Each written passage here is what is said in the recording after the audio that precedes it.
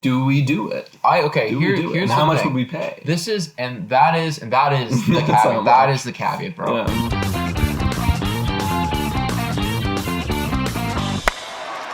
Hello and welcome to Blue Jays today, where we always got.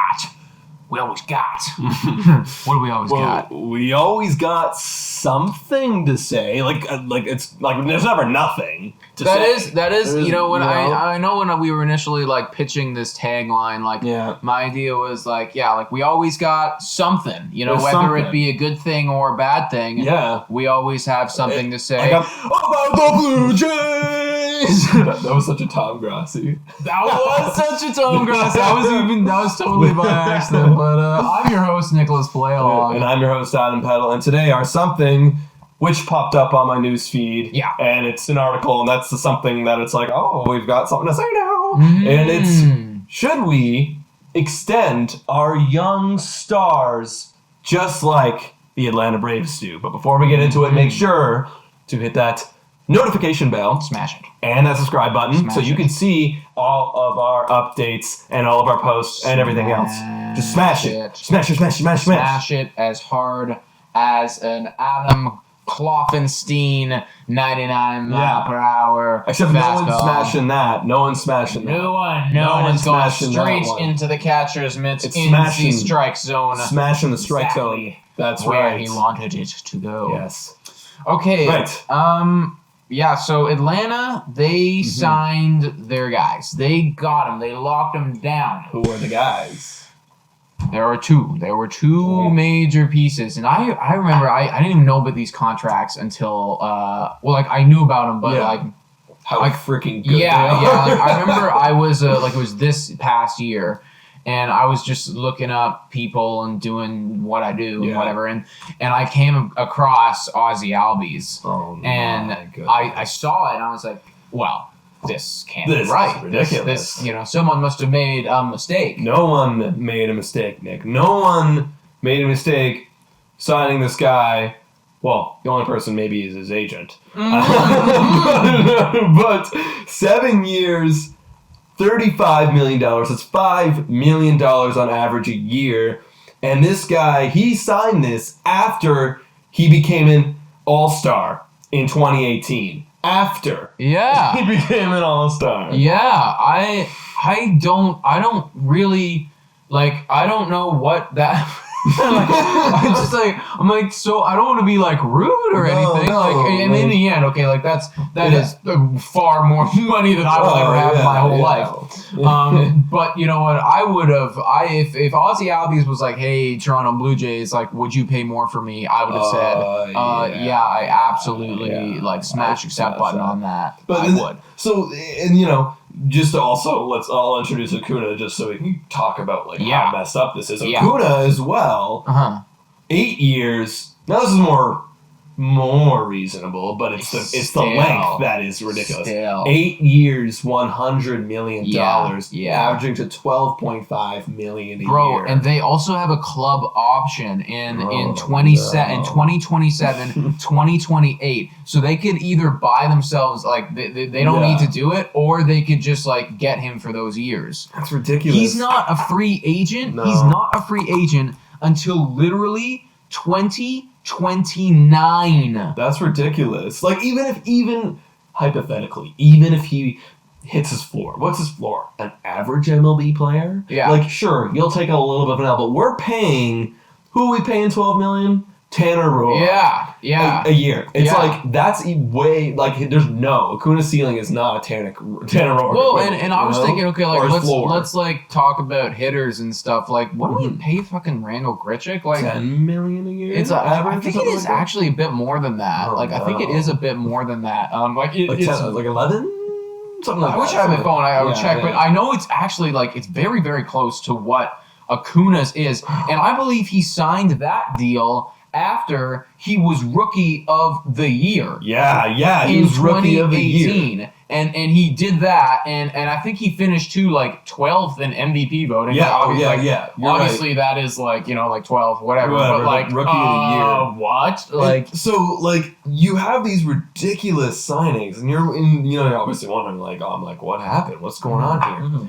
There had to be a reason from the player's point of view on being like, why would I sign here? Right. And there's a couple reasons you could speculate. These aren't for sure in the stone. Yeah, I don't know what these guys are thinking, but what are you thinking? A, they could have loved playing for the team that they're playing for, the culture, the players around them. It's like A, B, and C. D, they're playing for a team that's winning, and they want to win. And so when they come into their prime, which is their late 20s, even though they're already doing amazing, they're already doing great. Then they're gonna hit monstrous. So let's secure this for now. Be comfortable, play, win, become notorious, and then sign a big contract later. However, these guys deserve way more money. Yeah, no, and they do deserve way more money. And I am so jealous of the position that Atlanta have put themselves in because, I was looking at their contracts too, and they're gonna have Freddie Freeman coming up soon. Yeah, they're gonna be in a position where they might be able to potentially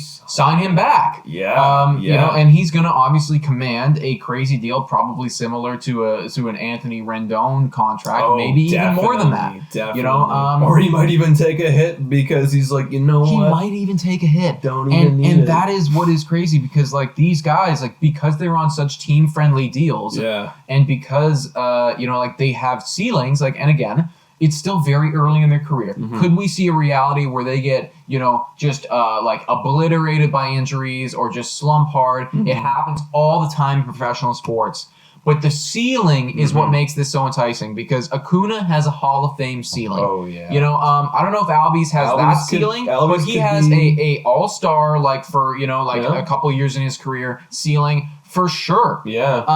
And now they put themselves in a position where even if Freddie Freeman was to leave, they would be able to get another free agent. Yeah. They would be able to get Max Fried on a good team friendly deal. And you know what they're doing in the end is they're just extending their window of a good team. They're literally extending their window. They're making it larger. And unfortunately they got knocked out for the pennant, but you know what?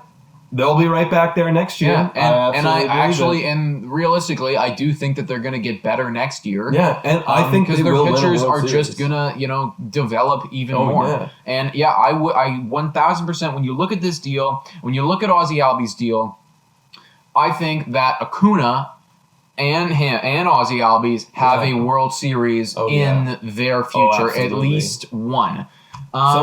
With that being said, for those now we're all caught up, we have, obviously, I don't even know need to explain to you that we have this young core that is obviously on rookie contracts, not getting paid anything. Do we just jump the gun, screw the rookie contracts, sign them to a deal right now? We have these people being Bo Bichette, Kevin Biggio, Vladimir Guerrero Jr., and... Little side note, Lourdes Gurriel is kind of already on one of these deals. Actually, I was looking at Lourdes Gurriel, man. We took that guy for a ride. Yeah, he deserves way more. What is it, 7 years, 22 mil?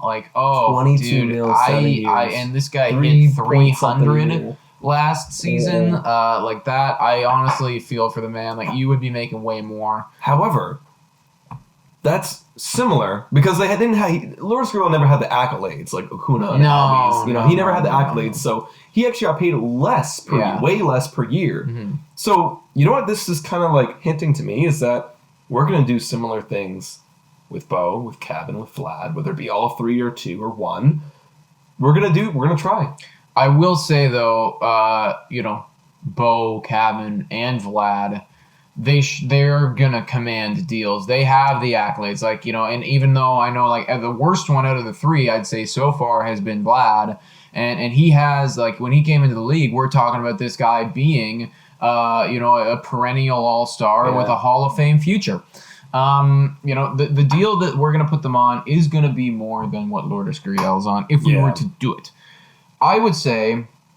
because we have Vlad. Like Vlad is going to be a free agent 2025, Bo 2026, Biggio 2026. Right.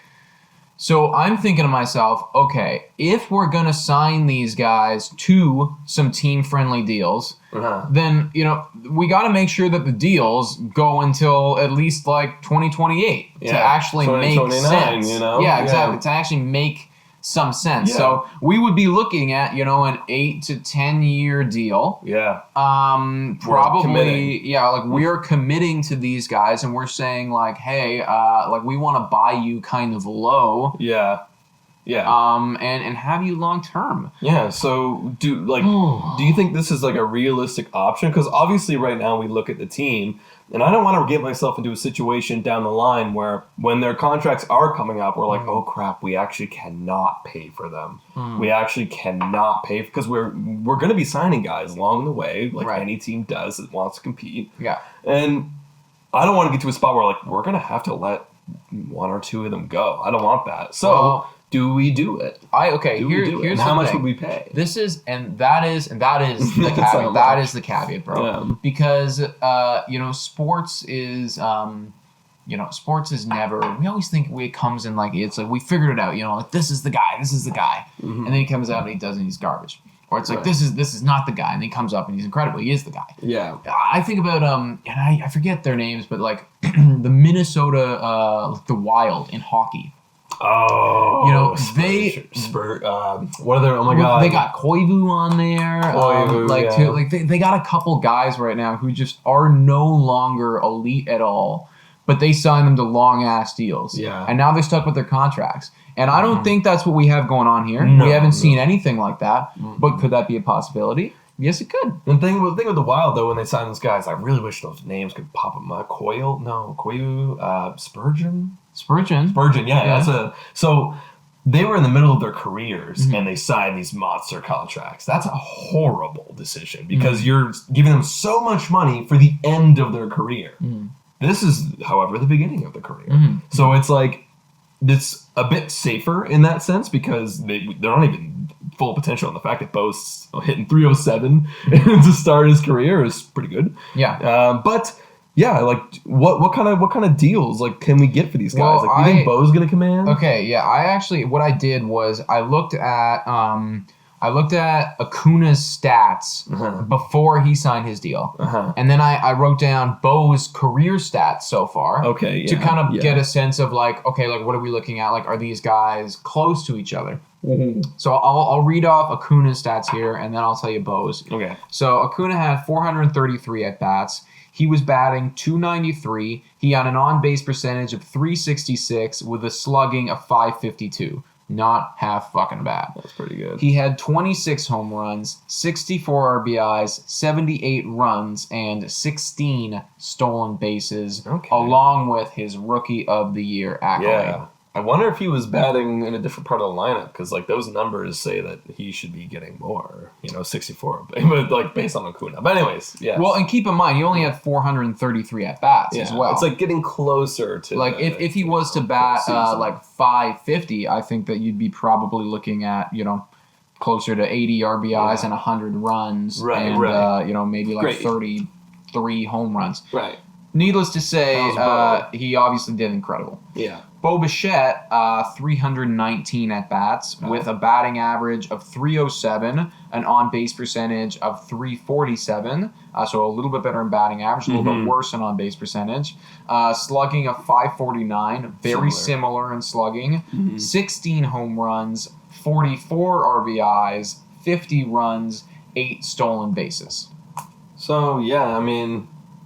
similar. I think that they're pretty bloody close, dude. Yeah, when you're looking at this, it's like this all to me looks very similar. And I think if we were to sign Bo to a deal, it would probably look like very close to Acuna. Yeah. However, market value would mean that he would probably be a little bit more. I would anticipate. Yeah, like it's gonna be a little bit more. Like, what could you see potentially? And you think he'd be down? Because like I'd be down like for Bo to sign like 8 years. Yeah. This was my Bo Bichette. Your Bo Bichette. It's been brought up, and it's definitely something I'm interested in. But at the same time, I'm not going to sell myself short. That's in regards to a contract extension. That is what he said. He said that? Yeah. Yeah. So he said, He said it's been brought up. It's definitely something I'm interested in, but at the same time, I'm not ready to sell myself short. Oh yeah. Because Okuna and Albi sold themselves short. Well, and I think that is, and that's why I don't know if we're gonna get this done, because true. We're talking about it where everyone is saying, like, everyone in baseball is looking at that contract and going, holy mother of God, like, how did that happen? Yeah, and it's like, probably people aren't going to let it happen. Like, in reality, would I want it to happen? Yeah. But, like, at the cost of Bo Bichette selling him short. Yeah. But, like... And that's the thing. Like, Bo Bichette's not stupid. Vlad's not stupid. Biggio's not stupid. Like, and they see that and they go... Okay, like, do I want $100 million right now, like, or to be locked down? Absolutely. But I also trust in my own abilities, and I don't want to be a laughing stock 5 years down the line. Yeah. When I'm hitting, like, all-star numbers and getting paid minimal. So, I don't know, man. I think that the best course of action for the Blue Jays right now, if I was the Blue Jays manager, I would pick one of them. Yeah. I would pick one of them. I would say it's probably Bo. Mm-hmm. And I would try to lock him down. Yeah. And if he said no, then I would pick another one, Biggio or Vlad, and I'd try to lock him down. And I'd try to lock one of them down, because it would be nice to have that absolute rock, but you also don't want to overextend yourself with all three. Because here's the thing, like, from Toronto, hello people from Toronto, like, you've seen the Maple Leafs. You sign one of them to... in Maple Leafs term, an $11 million deal, and you go, hey, I'm just as good, if not better than that guy, sign me to that. There's, John Tavares, Austin Matthews, and then the whole Marner thing, and it's like, Marner got paid way more than what he was valued for. He's a great player, don't get me wrong, but, like, $10.5 million. Well, and also to keep in mind, like, if we were to get all three of these guys on long... 8-year, 9-year deals, there comes to be a lot of risk now associated with that. Like, I think the likelihood of now, could I see one of those guys not ending up not being what we thought he would be? Absolutely, or could I see one of those guys just getting riddled with injuries and just ruining his career? Yes, I think that if we were to establish and get one elite rock like a Bo Bichette, it's not that much risk on our end. We get an elite playmaker that other free agents want to see. Yeah. We leave enough money in the bank to then sign free agents, and then we can make that choice in 2025, 2026, and see, is Vlad panning out? Is Biggio panning out?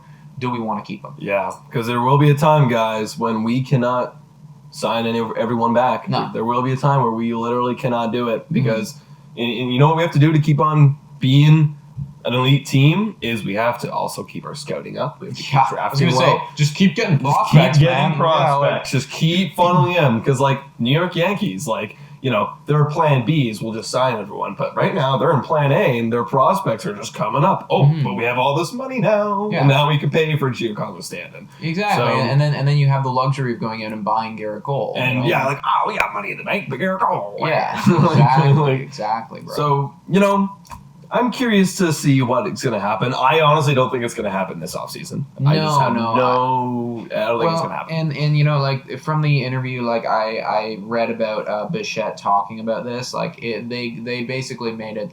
The interviewer made it pretty clear that it seemed like Bichette wasn't that interested in doing this right now. Yeah, he's more focused on baseball right now, and as he should be. Yeah, he's played 75 games so far. That's it.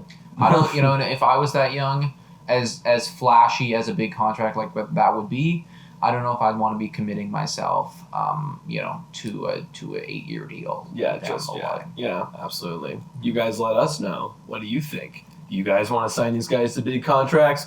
Do you want to maybe let them go? I would be surprised if you thought that, because I wouldn't want that at all. No, I absolutely would not. Guys, check us out on our Spotify, Breaker, Anchor, Radio Public, and Google Podcasts. Also, make sure to check us out on our Instagram and smash the sub button and the little bell so you know when we're posting our stuff. And thanks so much for watching. And go Jays, go!